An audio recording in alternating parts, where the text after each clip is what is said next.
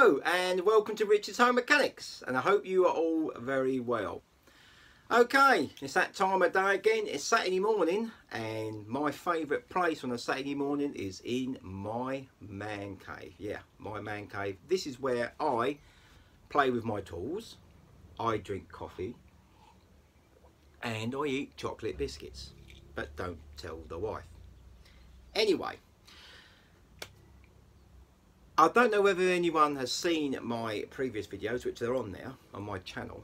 I'm going to slightly change my channel around a little bit, and what I'm going to be doing is I'm going to be doing a bit of versatility. Now, my channel was set up for mechanical and electrical repairs. Buy from auctions, buy from eBay, buy from whoever, John Smith, whoever, and took them home like you would at your place, put them on the workbench and repair them, and either keep them or sell them off for a little bit of profit. But I want to widen my horizon a little bit. So at the moment I'm on mechanical electrical repairs, so people who search my channel, who watch me, thank you very much, appreciate it, is about that much of the channel.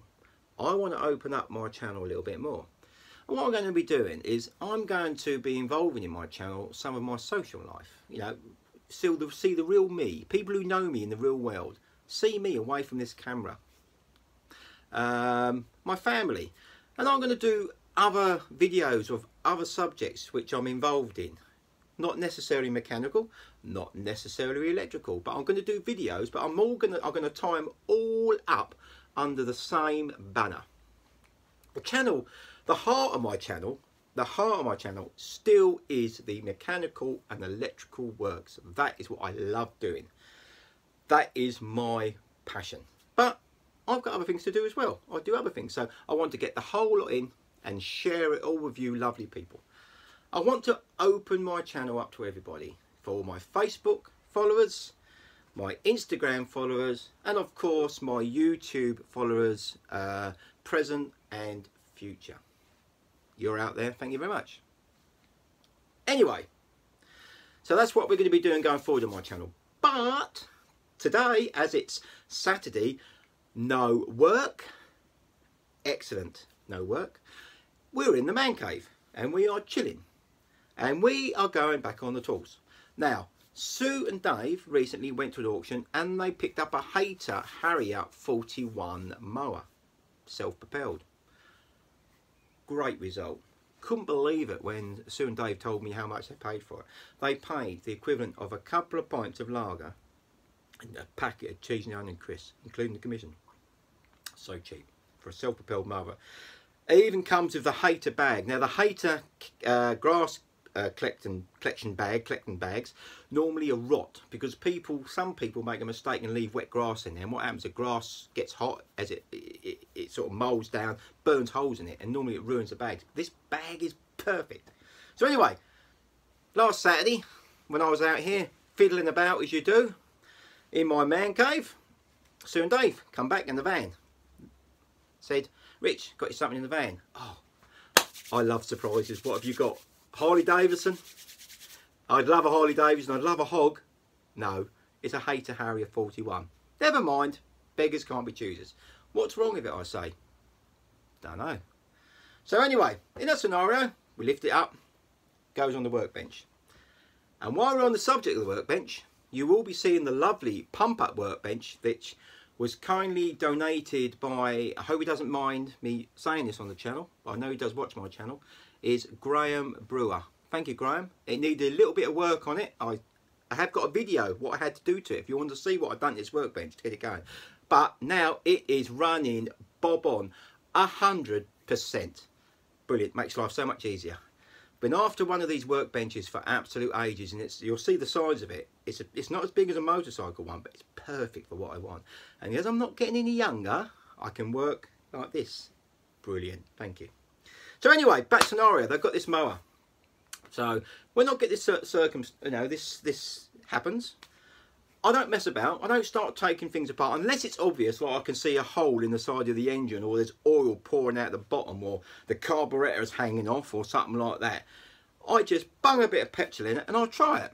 So there we go. So the scenario, in I come in the garage, take it out into the back garden, put a little bit of fuel in there, wipe the cap, and it starts, doesn't it? Second pull, it starts. Oh my God, result, I'm thinking. Then I realised this is self-propelled, and I said, how much you pay for that? Are you sure? Oh mate, this is a good one. Anyway, so I went and cut the grass, and it cut it. But there's always a but when you normally get from auctions. Not very often do you get anything 100%. There's normally a little niggly bit. Sometimes they're big niggly bits that cost you money and time. Sometimes they're little tiny niggly bits. Now this particular one is a little tiny niggly bit. It's hogging. Now it's hogging and surging. If anyone wants to know what hogging and surging is, it's fuel related. So what's happening, it's demanding fuel. The fuel is filling up in the bowl and it's running, and then there's a block, and the block is starving the fuel, so then it drops. So what's happened, it'll go whoop, boo, whoop, boo. So what's happening, it's when it's hogging, it's sucking up air. So, and then once the air gets up there, it'll drop and it'll let more fuel through. That's what's happening. It's not a big issue. So we're not going to spend a lot of time on this mower. What we're going to do is we're just going to take the carburetor off and give it a quick clean. I think that's all it needs. I don't want to spend. I don't think it needs it because I've cut the grass. Another thing when they're hogging, if you've got the revs going up and down, peaks and troughs, peaks and troughs, peaks and troughs, it's not going to cut your grass very well. Because if you can imagine, in your car or a motorcycle, revving it, whack, warm, warm, warm. If the engine's going to go fast, then slow, fast, then slow. Ain't going to do your grass no good. Doesn't look nice. So we've got to sort this out. And if it's going to be knocked out for another punter, someone wants it, we need to get it running sweet. So anyway, let's go over the workbench and let's have a look at this carburetor and see how it comes off, and then move on to cleaning it. Well, as you can see now I've got the new workbench. It's so much easier to work at. I'm at working height now, and you can see the size of it. I can get quite a bit of equipment on here, so it's absolutely perfect. Makes life so much easier. Right, back to the scenario. We need to gain access to this carburettor, and to gain access it looks like I've got to remove the air filter, fuel tank and the pull cord assembly. But first of all, I can put a little clamp on the fuel pipe, but I'm going to actually drain the fuel out, and the way I drain the fuel out is so simple. Use my syringe, just suck it out. Go in there, here we go.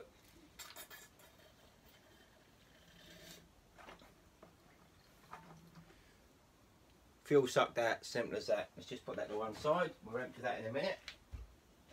Right, there's a little bit of work here involved, so what I think I'm going to do is I'm going to crack on with this, and then we'll come back once we've gained access to the actual carburettor.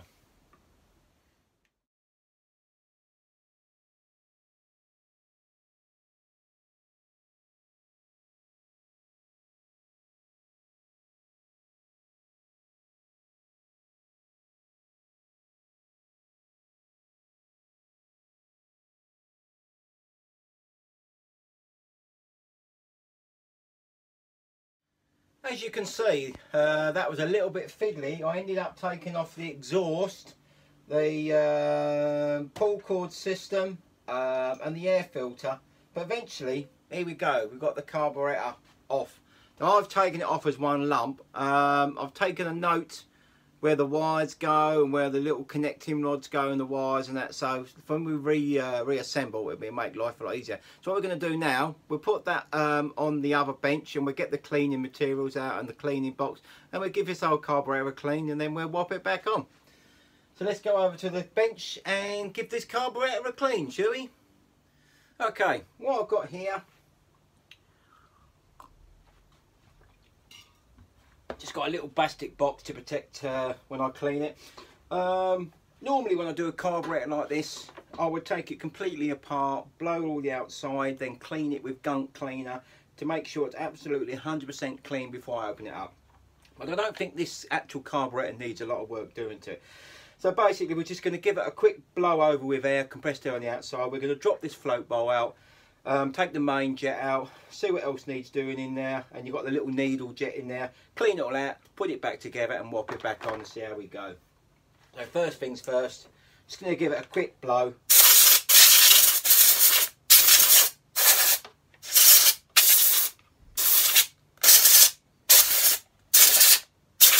making sure, this is going to make sure no dirt's going to get inside that when we open it up. Let's just get rid of this dirt out of here. Job done. Right, what we're going to do, we're going to drop the float off. Float bowl. I suspect this was the main jet or something like that. It's dirty in here.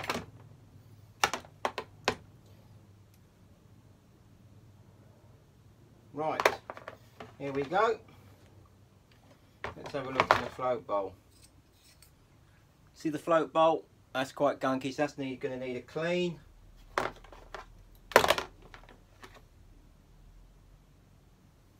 Okay. Let's take the actual float out.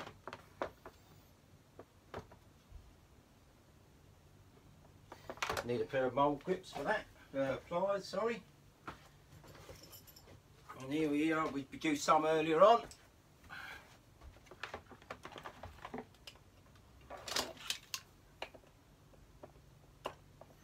Just going to take this little pin out that holds float in. It's in there quite tight actually, I will actually say. Here we go. That's out. Take the float out. There's the little needle, just there. Right, so what we're going to do, so it's just only going to be a quick clean out because I don't think the carburetor needs a lot of work. We're going to take that main jet out.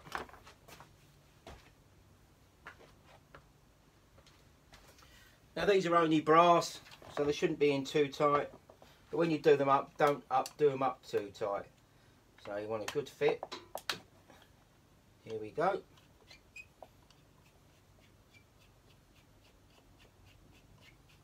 I suspect this is blocked, or the needle jet is blocked.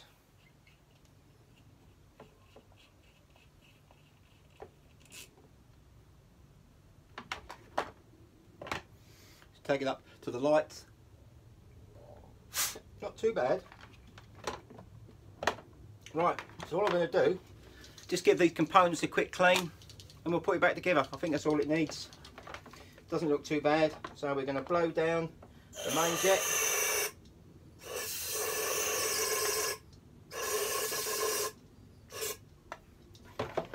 Now where the pilot jet goes, pilot needle, whatever.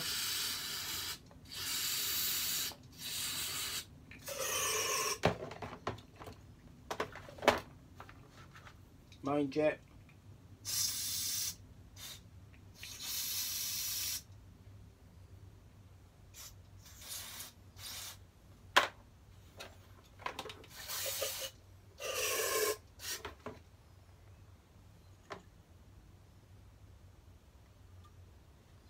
Looking too bad. Right, let's have a look what we got here.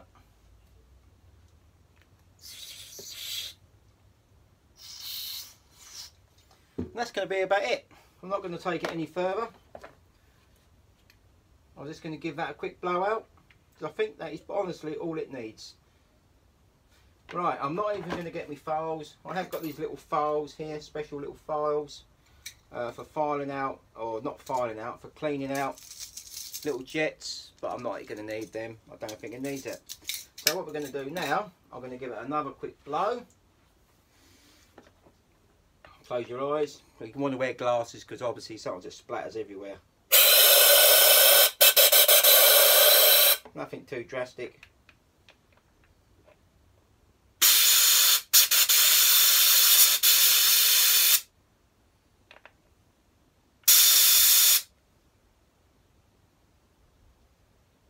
Not too bad.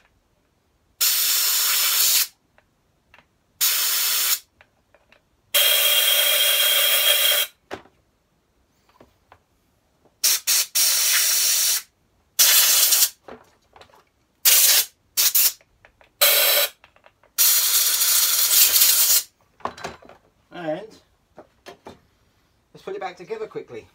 So, it's got the jet. Let's just move that over there for a second. Right, put that there. Give the main jet a quick clean.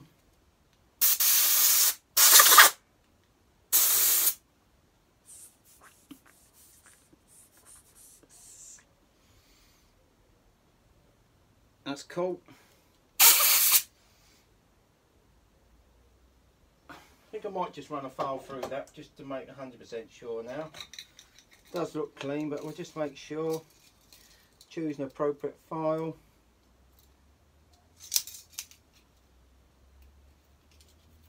Clean it like that, simple as that.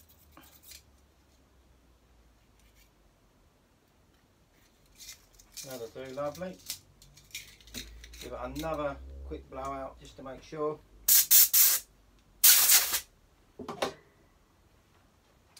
Right, let's drop this back in.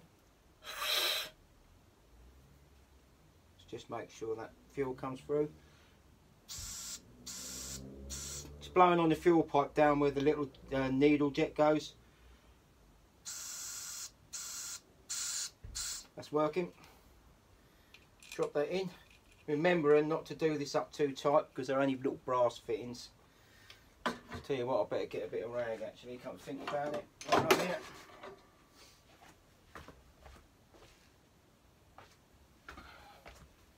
Right, let's put this back together quickly. Right, jet in. Dee dee dee. Right, doesn't have to be too tight. Make sure it's a proper fitting screwdriver.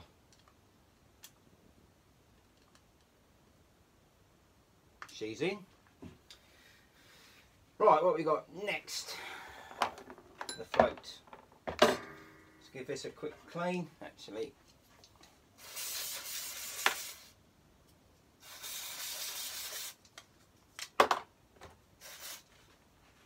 Like so.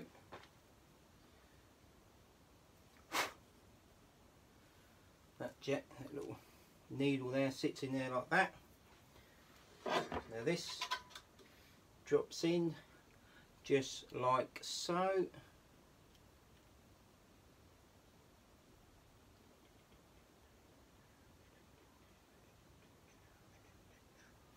Right, we need the little pin now. Give that a little wipe because that was a little bit tight coming in.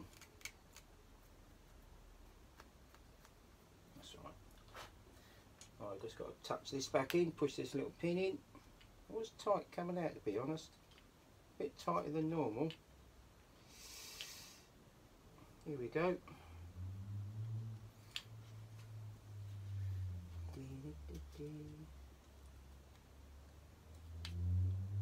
It's definitely quite tight, that.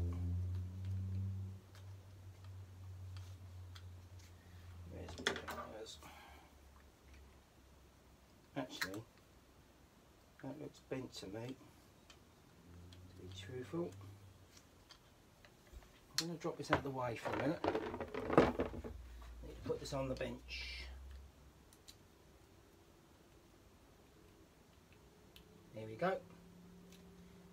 There you go, I just needed the rest of that. We'll leave that, we're done with that for the moment. Let's give it another quick blow.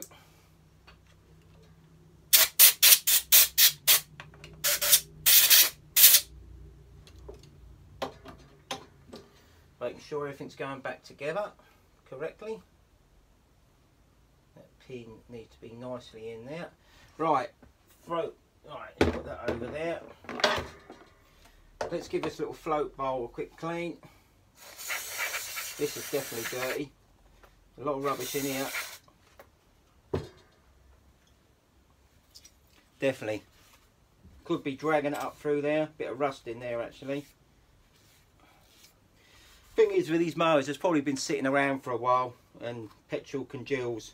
What happens if you leave petrol in a small engine or any engine, it evaporates and leaves a gel, and that's what normally blocks your jets up. That's the norm. So when you've had your mower sitting over winter and you go to start it and it won't start, it's probably because the petrol's evaporated and it's gelled up. So let's just double check, making sure I've got everything right. Main jet's in, the little needle's sitting in there, float is operating. Actually, while we're here, let's make sure the float works. Now this is the fuel line. Now this is, if that was empty, you should hear a noise. And as it fills up, the float will go up and you'll stop the noise. That means it's turning off. So ready? This is if it's filling up.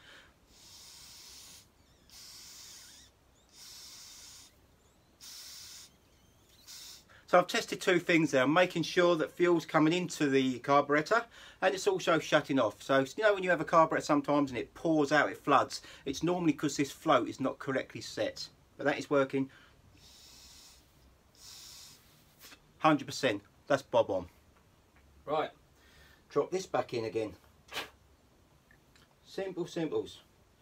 When I do my channel, it's not rocket science, you know. Just take your time.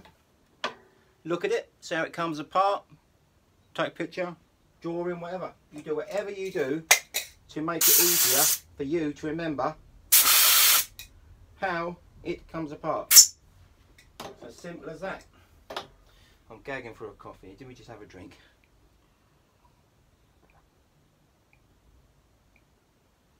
Anyway, weather's been lovely out there today, nice and sunny. It's about time the summer started. Alright, we're going to nip that in there. Get me old spanner. And we nip this little float bowl up. Simple as that. Not hard. Not hard, is it? It really isn't hard. Just take your time. Don't over tighten.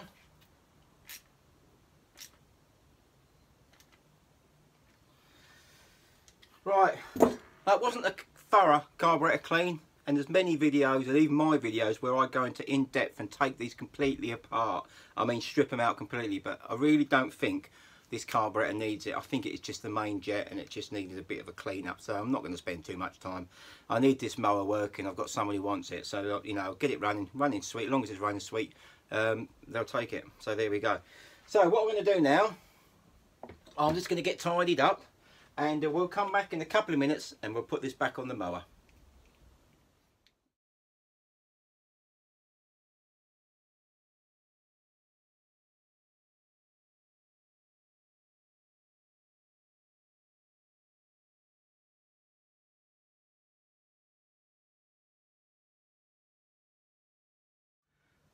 Okay, we've got the mower off the workbench and it's on the floor. Unfortunately, I've got a bit carried away and it's nearly 9:30. And I don't want to make too much noise, so we're quickly going to start it.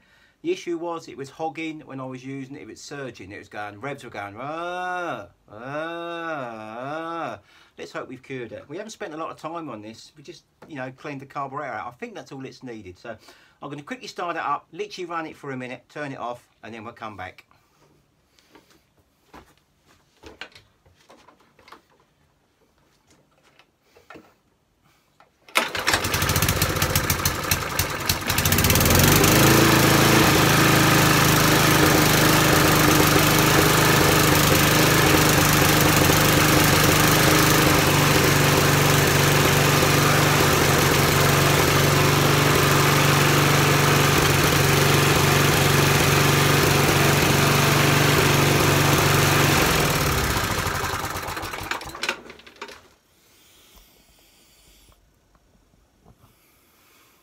There we go. Mower's running, and that'll be on to its next owner within the next few days. Thank you for watching my channel. Catch you on the next episode of Rich's Home Mechanics. Keep tuned. Catch you later. Bye.